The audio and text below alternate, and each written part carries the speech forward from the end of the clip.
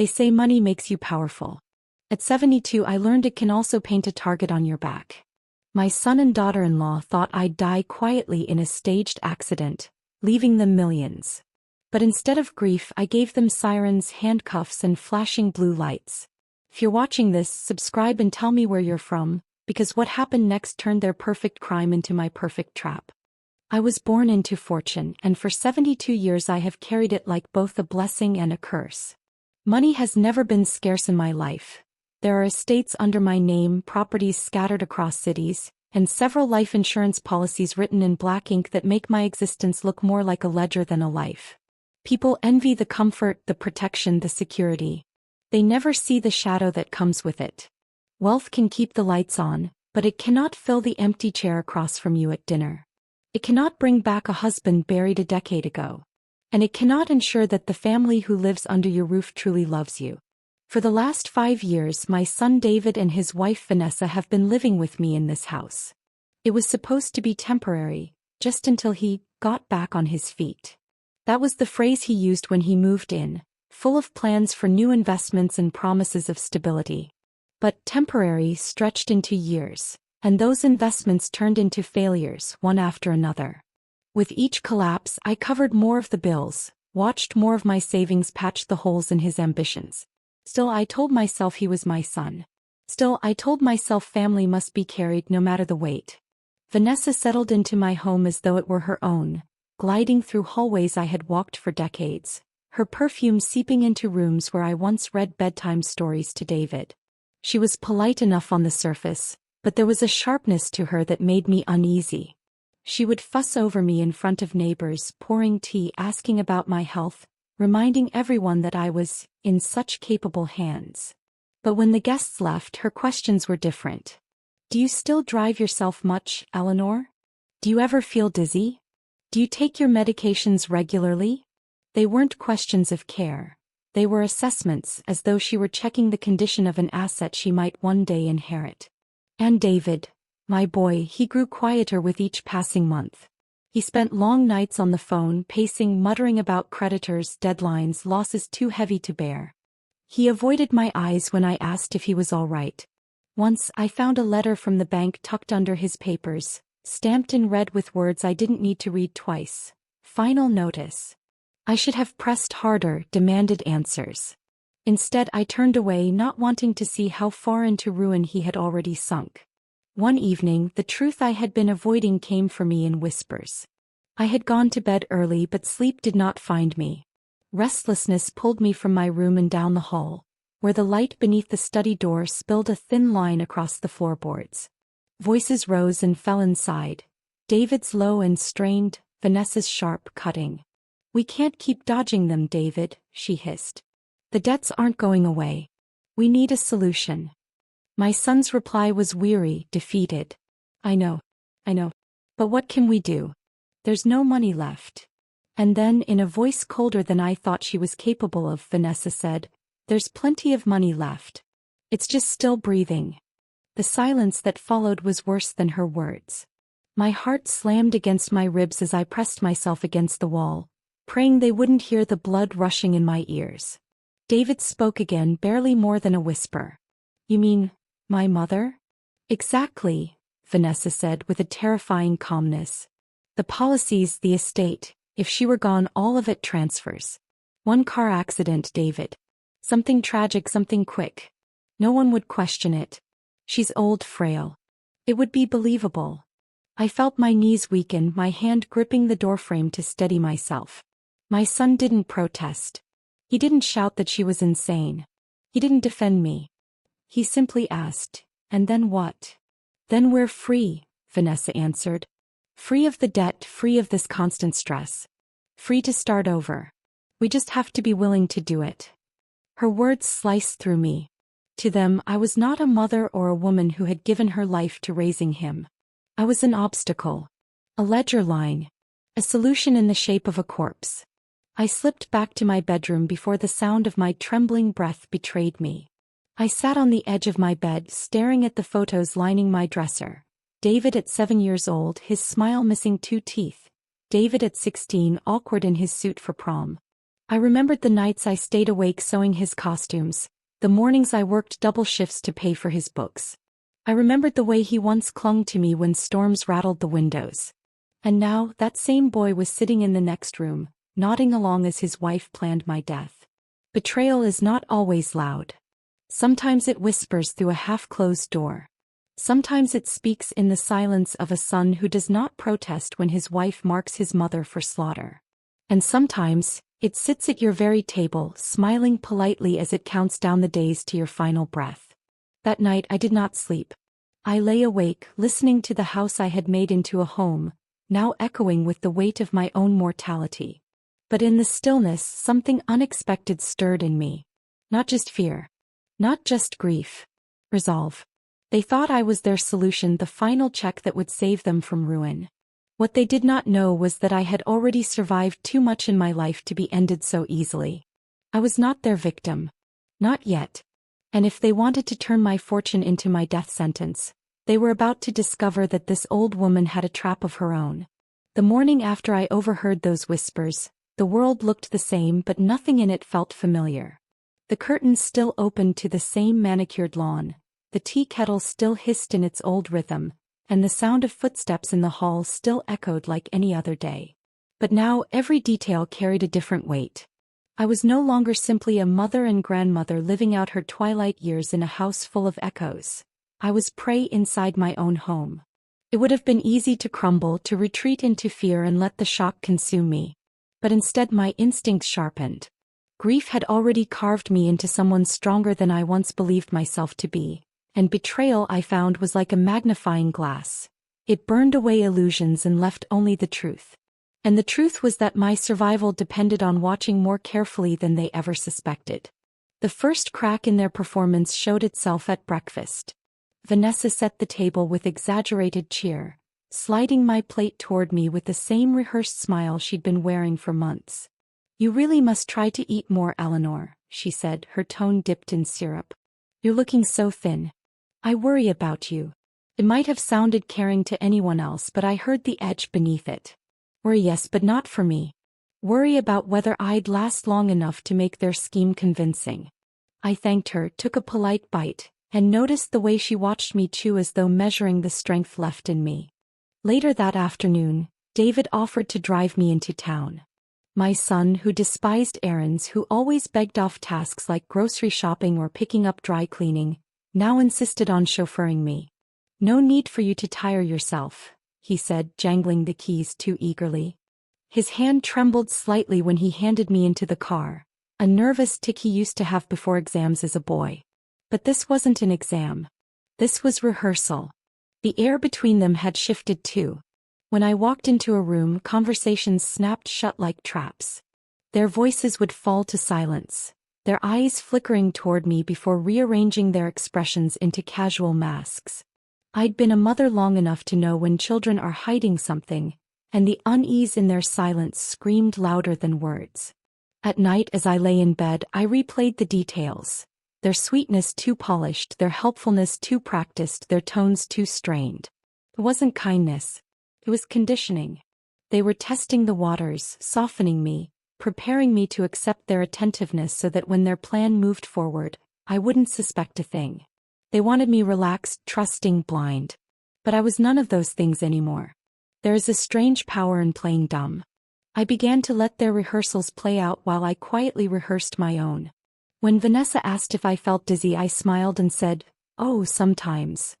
When David suggested he handle all the driving, I let him, nodding as though grateful. They believed they were tightening their control, but really they were showing me the shape of their scheme piece by piece. The hardest part was holding my composure. There were moments when I wanted to scream at David, shake him by the shoulders, demand to know how he could let his wife weave such poison into our lives. But I said nothing. Confrontation would have been satisfying in the moment and fatal in the long run. Silence was my armor, observation my weapon. And the more I watched, the more the cracks widened. Vanessa lingered over my prescriptions one evening, pretending to tidy the shelf but really counting bottles, checking labels.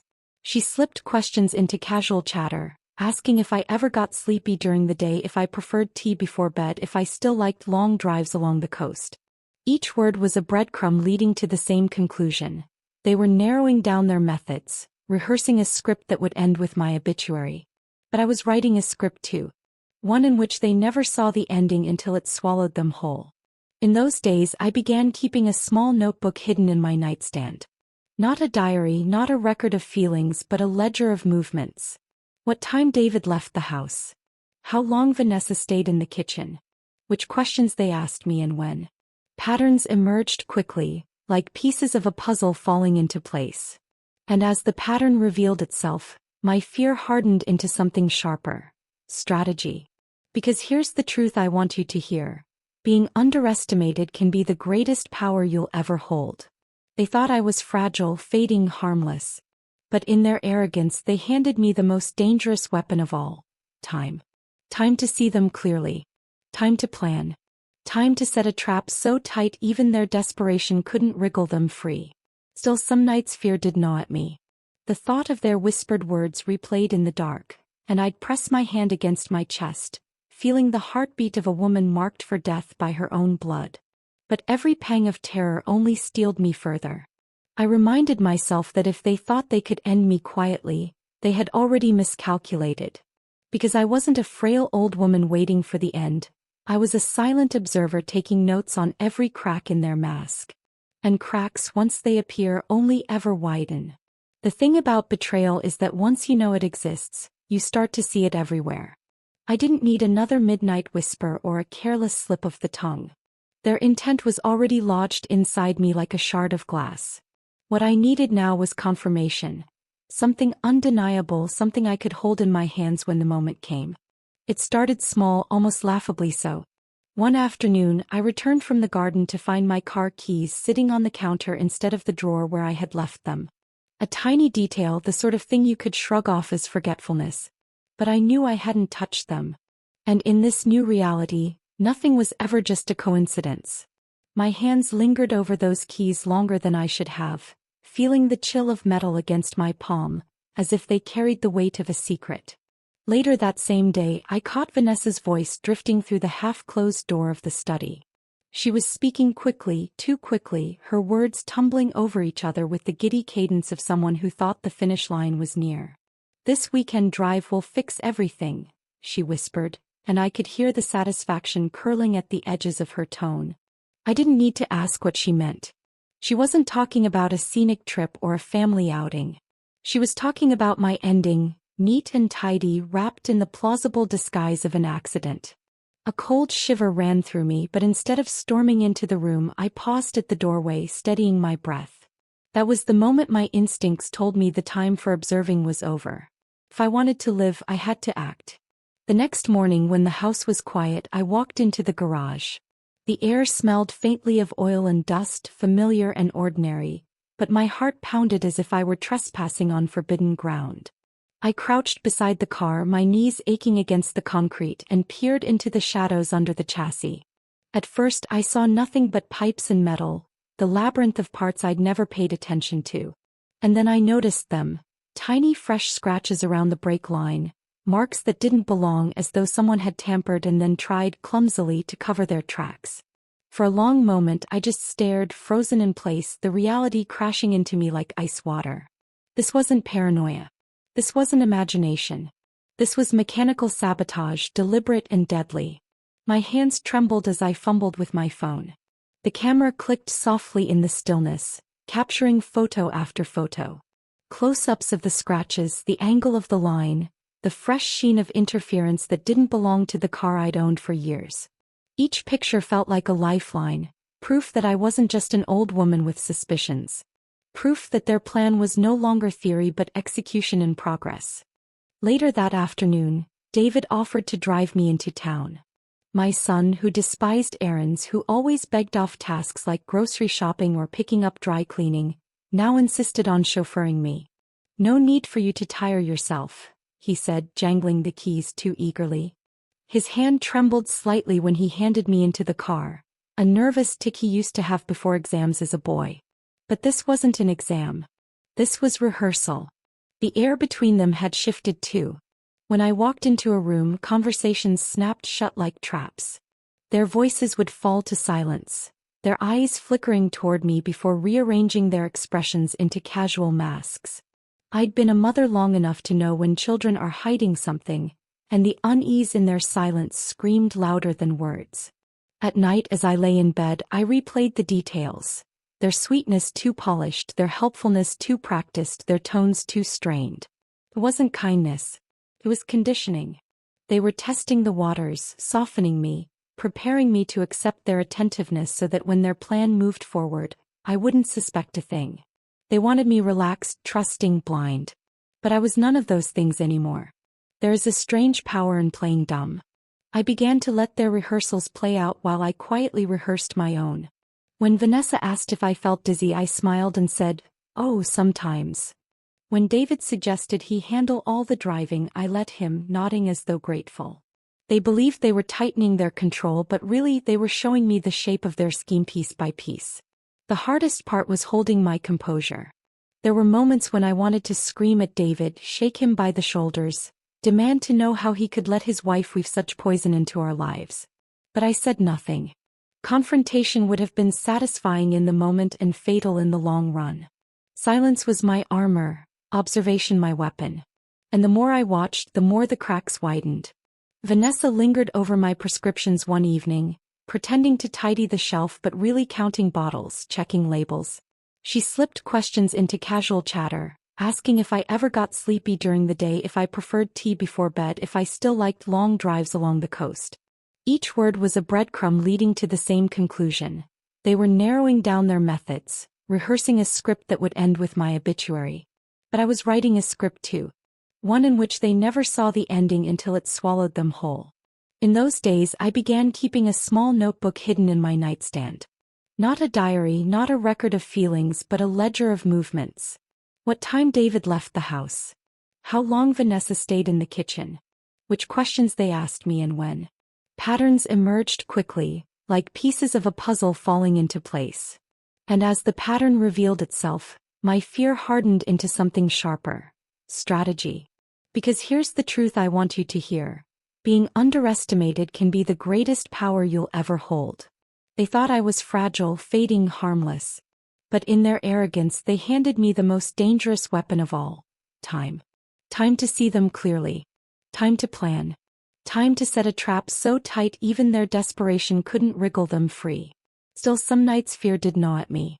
The thought of their whispered words replayed in the dark, and I'd press my hand against my chest, feeling the heartbeat of a woman marked for death by her own blood. But every pang of terror only steeled me further. I reminded myself that if they thought they could end me quietly, they had already miscalculated. Because I wasn't a frail old woman waiting for the end, I was a silent observer taking notes on every crack in their mask. And cracks, once they appear, only ever widen. The thing about betrayal is that once you know it exists, you start to see it everywhere. I didn't need another midnight whisper or a careless slip of the tongue. Their intent was already lodged inside me like a shard of glass. What I needed now was confirmation. Something undeniable, something I could hold in my hands when the moment came. It started small, almost laughably so. One afternoon, I returned from the garden to find my car keys sitting on the counter instead of the drawer where I had left them. A tiny detail, the sort of thing you could shrug off as forgetfulness. But I knew I hadn't touched them. And in this new reality, nothing was ever just a coincidence. My hands lingered over those keys longer than I should have, feeling the chill of metal against my palm, as if they carried the weight of a secret. Later that same day, I caught Vanessa's voice drifting through the half-closed door of the study. She was speaking quickly, too quickly, her words tumbling over each other with the giddy cadence of someone who thought the finish line was near. "This weekend drive will fix everything," she whispered, and I could hear the satisfaction curling at the edges of her tone. I didn't need to ask what she meant. She wasn't talking about a scenic trip or a family outing. She was talking about my ending, neat and tidy, wrapped in the plausible disguise of an accident. A cold shiver ran through me, but instead of storming into the room, I paused at the doorway, steadying my breath. That was the moment my instincts told me the time for observing was over. If I wanted to live, I had to act. The next morning, when the house was quiet, I walked into the garage. The air smelled faintly of oil and dust, familiar and ordinary, but my heart pounded as if I were trespassing on forbidden ground. I crouched beside the car, my knees aching against the concrete, and peered into the shadows under the chassis. At first I saw nothing but pipes and metal, the labyrinth of parts I'd never paid attention to. And then I noticed them, tiny fresh scratches around the brake line, marks that didn't belong, as though someone had tampered and then tried clumsily to cover their tracks. For a long moment I just stared, frozen in place, the reality crashing into me like ice water. This wasn't paranoia. This wasn't imagination. This was mechanical sabotage, deliberate and deadly. My hands trembled as I fumbled with my phone. The camera clicked softly in the stillness, capturing photo after photo. Close-ups of the scratches, the angle of the line, the fresh sheen of interference that didn't belong to the car I'd owned for years. Each picture felt like a lifeline, proof that I wasn't just an old woman with suspicions. Proof that their plan was no longer theory but execution in progress. I stood slowly, wiping my palms against my skirt, trying to still the tremor in my chest. My instinct screamed to run, to call someone, to confront them immediately. But I forced myself into calm. I couldn't let them know I'd been in the garage. I couldn't let the panic in my eyes betray what I now carried in my phone. So I did the hardest thing of all. I walked back into the house as if nothing had happened. I poured myself a cup of tea. I hummed softly in the kitchen. When Vanessa drifted in, phone still in hand, I smiled at her as though she hadn't just conspired to kill me. She smiled back, too brightly, and I wondered if she could sense the shift in me, the quiet defiance taking root under the surface. The rest of the day passed in a blur, but inside I felt different. For weeks I had been the silent observer, waiting, collecting fragments of behavior. Now I had something solid, something no one could dismiss as paranoia. The scratches under that car told a story more damning than any overheard whisper. And yet confirmation didn't ease the fear. If anything, it sharpened it. Because now I knew the plan wasn't distant. It was imminent. The timing was soon. My life had been reduced to a matter of days, maybe hours, depending on when they decided to set it all in motion. That night, lying awake in the dark, I thought about the irony of it all. To them, a weekend drive was the solution to their troubles. To me, it was supposed to be my final ride. But as I clutched my phone under the covers, scrolling through the photos, I realized something else. The trap they believed was waiting for me could just as easily be waiting for them. I whispered it to myself in the silence of my room like a vow. They thought they had written my ending, but they had forgotten one thing. Stories don't belong to those who conspire in the dark. Stories belong to the ones who survive to tell them. So I waited, calm on the outside, fire on the inside, already imagining how I would turn their perfect little plan into the stage of their undoing. Because now I wasn't just the woman marked for death. I was the woman who had seen the scratches, who had the proof, who knew exactly what kind of game she was playing. And the only question that remained was how I would flip their script before they ever saw the curtain fall. There comes a point when fear stops being fear and hardens into resolve. The day I saw those scratches under my car was the day I decided I would no longer live as their victim. If they thought they could orchestrate my death, they were about to learn that I was not only alive but awake, and far sharper than they ever imagined.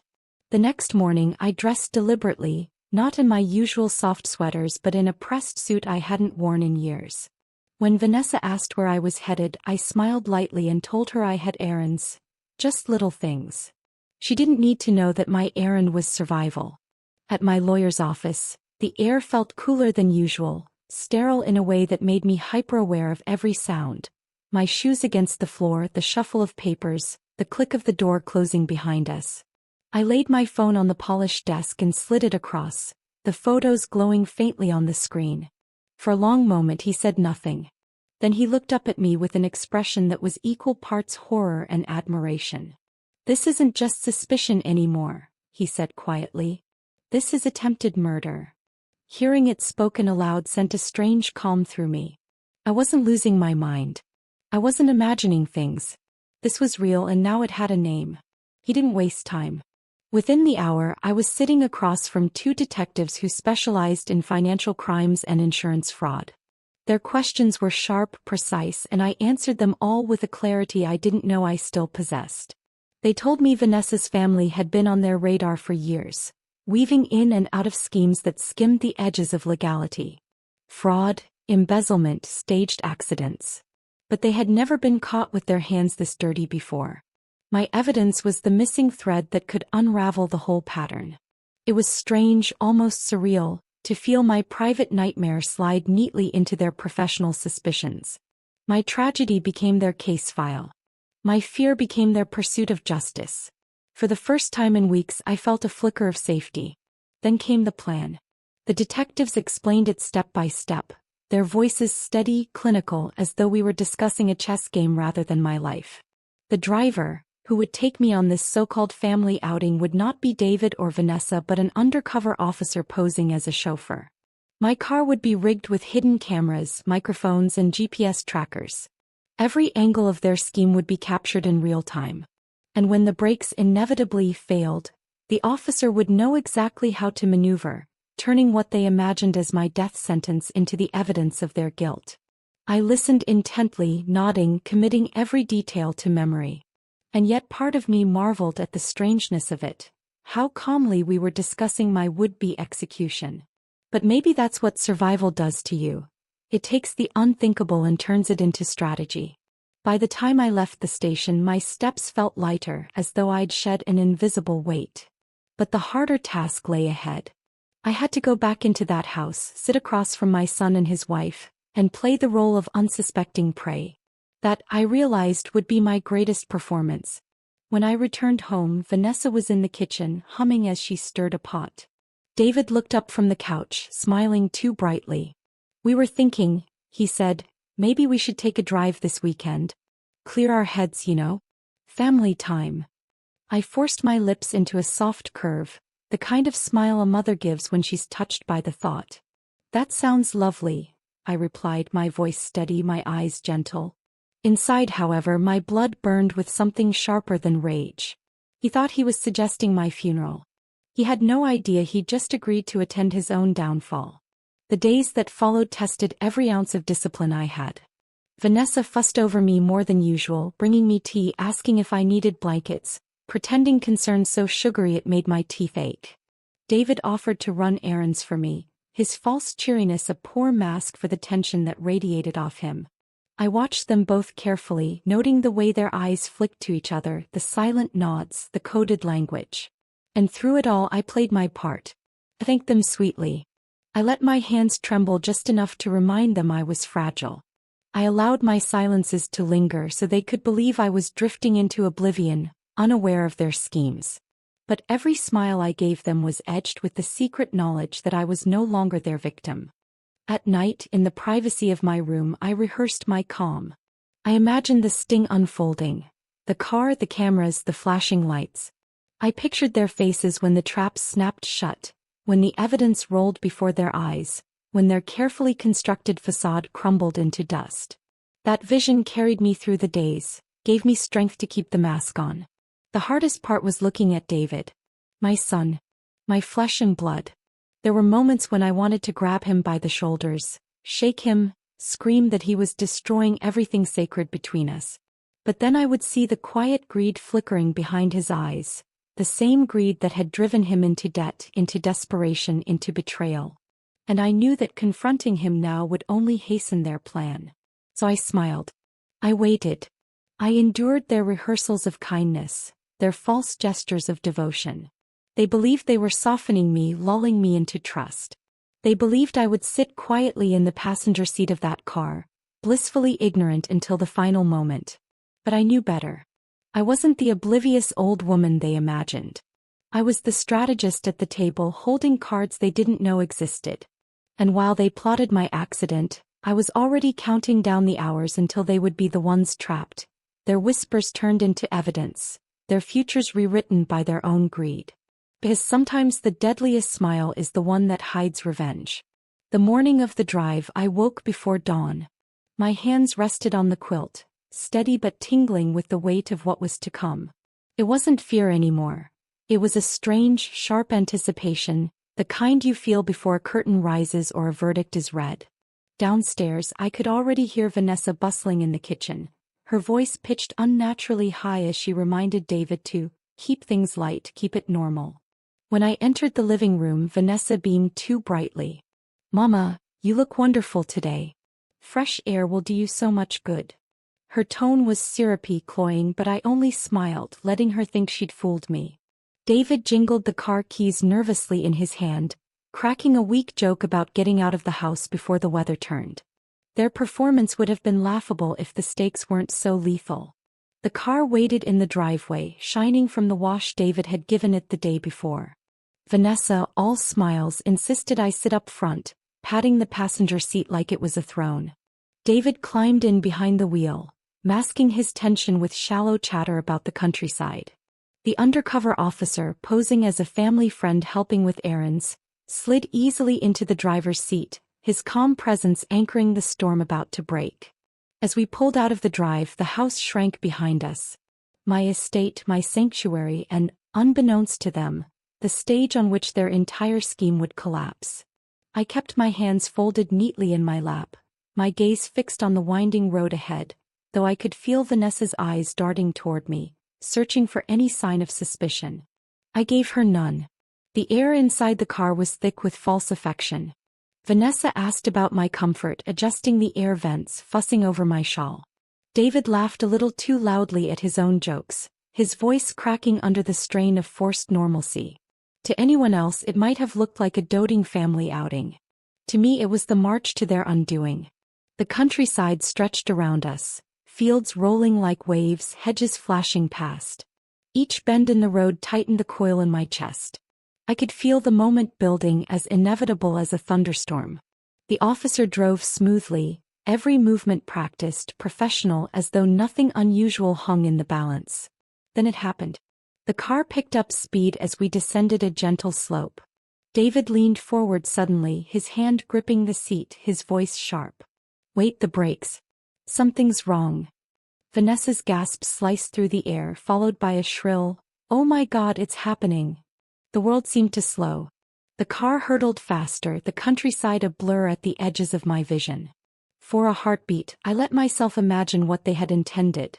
My body broken, headlines declaring a tragic accident, their crocodile tears hiding the thrill of their payday. But then the officer's hands tightened on the wheel, steady as stone. With expert precision he shifted gears, pumping the emergency brake in measured bursts. The car swerved, tires screaming, then glided into a controlled skid that ended in a shuddering halt on the grassy shoulder. Dust rose around us in a hazy cloud. For a moment there was silence. My breathing was calm, measured, while David's face drained of color, his knuckles white where they gripped the dashboard. Vanessa's shriek broke the quiet, ragged and panicked, her hands flailing as though hysteria could erase what had just unfolded. And then came the sirens. They erupted from every direction, a chorus of authority tearing through the countryside's stillness. Red and blue lights flashed in the mirrors, washing across David's pale face and Vanessa's trembling hands. Police cars swarmed, boxing us in, their doors slamming as officers moved with swift, practiced precision. I stayed silent, still, almost serene, as though I had been waiting for this exact moment. In truth I had. The trap was sprung and all that was left was to watch it close. David stammered, his words tumbling over each other. I don't understand what's going on."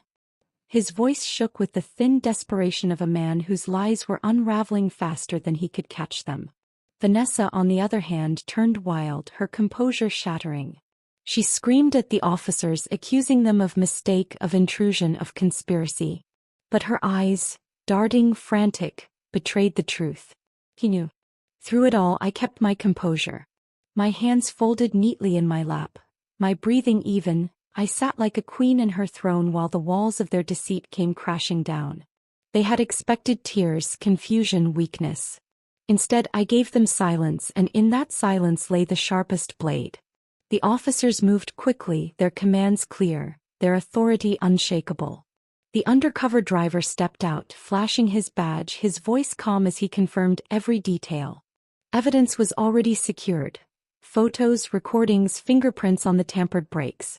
Every shred of their plan was now documented, undeniable. David turned toward me then, his eyes wide, searching my face for something. Mercy, perhaps, or denial. But I gave him nothing. Only calm. only the quiet strength of a mother who had finally seen her son for what he had become. Vanessa, cornered, shrieked her defense, clawing at David's arm. "We did this for us, for our future. Don't you see? It was the only way." Her words, meant to justify, became her own confession, echoing in the stunned air of the stopped car. I didn't flinch. I didn't move. I let the sirens and their panicked cries fill the silence I had kept for so long. Because this was not the moment for my words. It was the moment for truth to speak for itself. And as they were pulled from the car, their protests dissolving into chaos, I knew the question wasn't whether they had tried to end my life. The question was how they would live with the fact that their plan had only ended their own freedom. The drive they thought would kill me had instead become the road to their undoing. The air was electric with chaos as the officers surrounded us, but I remained still, watching. They had not brought me this far only for handcuffs and silence. No, the moment I had waited for was about to unfold, and I knew it would be sharper, more devastating than any words I could conjure myself. One of the detectives stepped forward, a tablet in his hand. "Mrs. Whitmore," he said gently, as though reminding me I was still the one at the center of this storm. Then his voice hardened. "Mr. Whitmore, Mrs. Whitmore, we have recordings you may want to hear." He pressed play. The car filled with their voices, but not the strained tones of this morning. No, these were the late-night whispers, the careless cruelty they thought the walls could contain. David's voice came first, low and anxious. "The insurance payout alone could cover everything. We just need to time it right." Then Vanessa's sharper reply, laced with venom. "She's practically dead weight already. One accident and we're free." Every word echoed, bouncing off the car windows, sealing the air with their betrayal. Vanessa's face twisted as she lunged forward, shrieking, "That's taken out of context. You don't understand." Her voice cracked under the weight of her own guilt. David sat frozen, his eyes fixed on the dashboard, his jaw tight. Silence was his only refuge, and that silence screamed louder than her denial ever could. The detective continued, unmoved, cueing the next clip. Now it was Vanessa again, laughing bitterly into the phone. "A weekend drive. That's all it will take. I'll sit her up front, he'll play the dutiful son, and by Monday we'll be debt-free." Her laughter curdled in the air, so sharp and cruel it seemed to cut through the very fabric of the moment. I felt no need to speak. My eyes never left them, steady and unflinching as the net drew tighter. Then came the photographs, flashed across the screen with devastating clarity. Close-ups of the brake line, the scratches, the smudged fingerprints. Forensics had already matched them. David's prints. Vanessa's too. Proof that no denial, no outburst could erase. Vanessa turned feral, her voice rising to a piercing scream. "We did this for us. For our family. You'll never understand what we've sacrificed."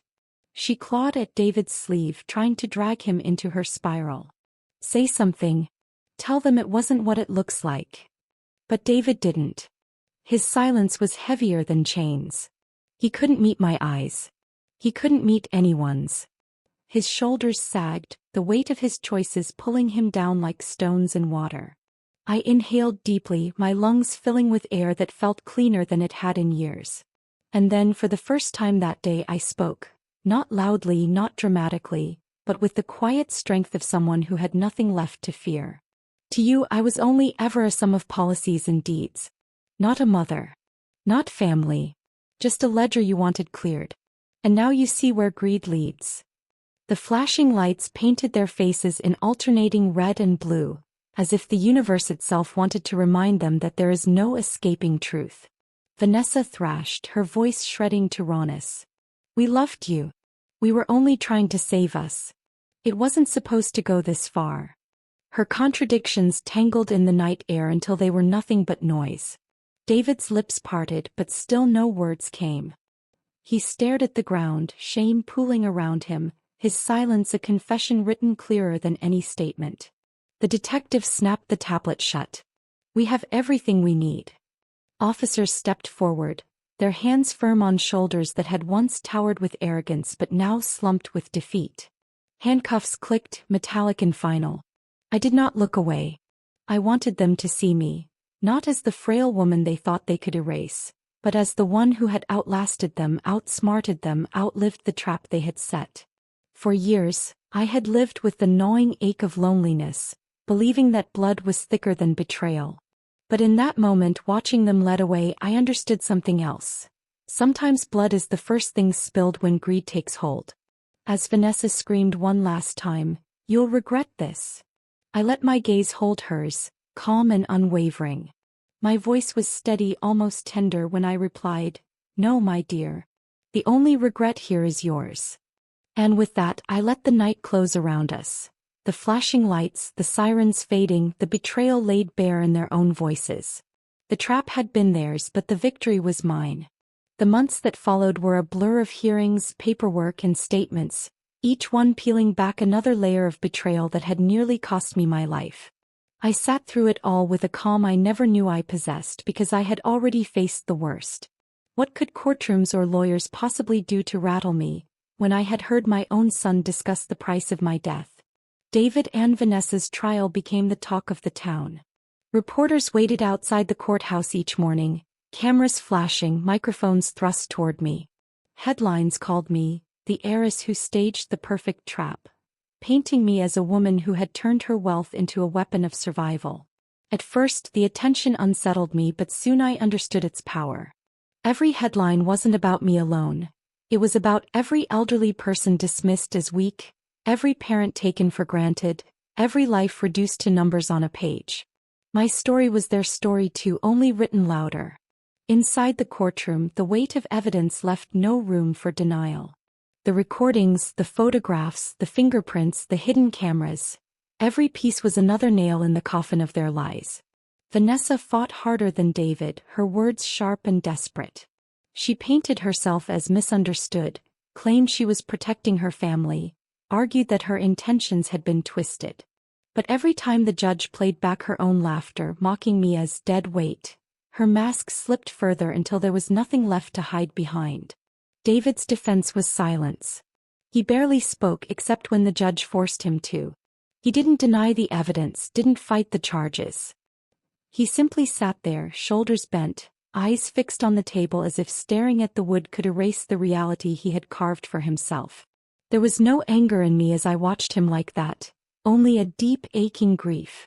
He was my son, but he was also the architect of his own ruin. The day of sentencing was colder than any winter I remembered. The judge's words rang out with finality.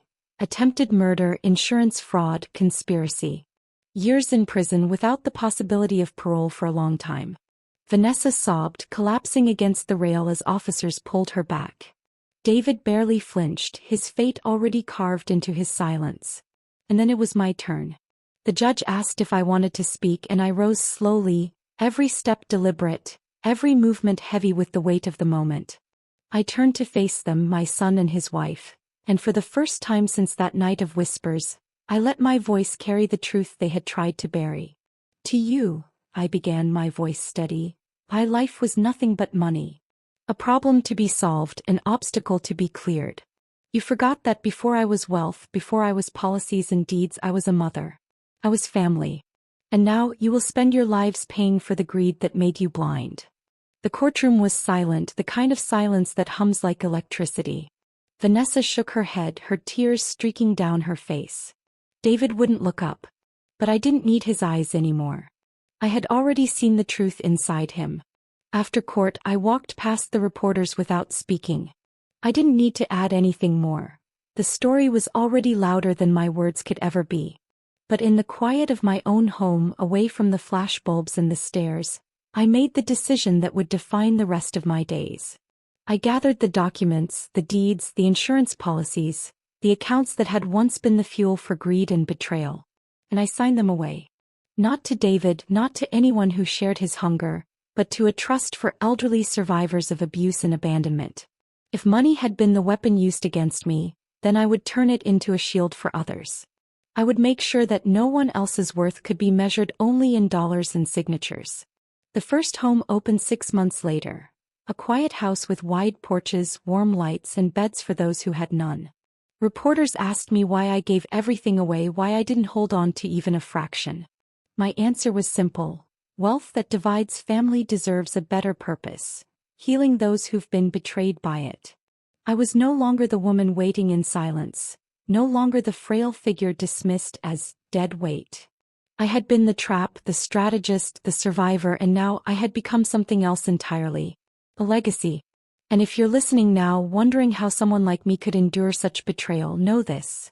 The moment you stop seeing yourself as the victim and start seeing yourself as the architect of your own survival, everything changes. They thought my story ended with my death. But in truth, it only began with their downfall. To the world, I became the grandmother who staged the perfect trap. But to myself, I became something far more powerful. The proof that even when life tries to write you off as expendable, you hold the pen to your ending. And my final word is this: I was never the accident. I was the reckoning.